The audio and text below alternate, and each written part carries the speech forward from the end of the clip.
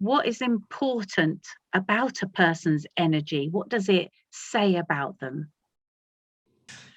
Well, quite often somebody's energy says something totally different to the way that they actually comport themselves in life.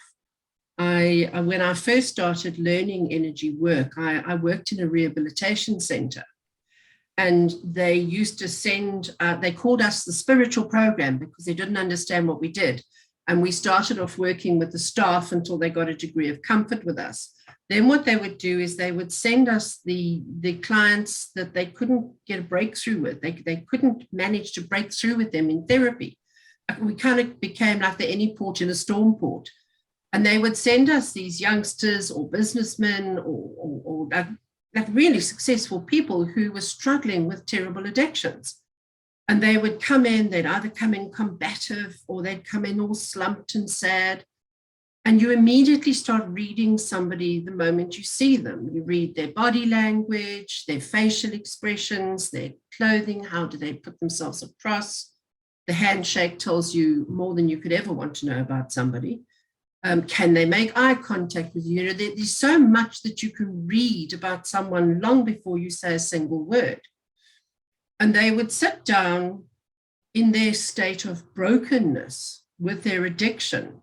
And I would start to feel into their energy field. And 100% of the time, they had glorious energy. They were vibrant and lively and amazing people. They just lost touch with that essence, soul essence in themselves. And they'd gone down a path that had led them to become broken. Yeah, so somebody's energy can tell you a whole lot more than they're even aware of themselves. How did you find that? What did that do for you? It opened my mind quite considerably to the fact that there is a whole lot more to life than I was aware of. I knew what I knew, and I could use the skills that I had, but I still hadn't done my own work. And the more successful interactions I had with these people, and the more we were able to give them the information they needed to begin their recovery process, the harder and faster I ran away from my own stuff. So when you realized that, when did you start working on yourself? When did you realize the benefits of doing the healing? 5 years later. Wow.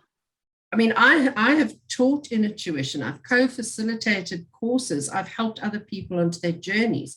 I've run a healing practice, but I never did my own work. I was terrified. I had a lot of work to do. Let me position it. I grew up with a mentally ill mother. And when I was born, it triggered the symptoms of her mental illness.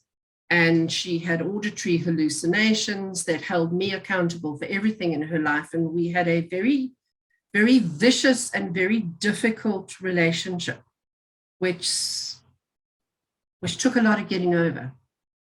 It took me a long time before I was prepared to go back and face it because it was big.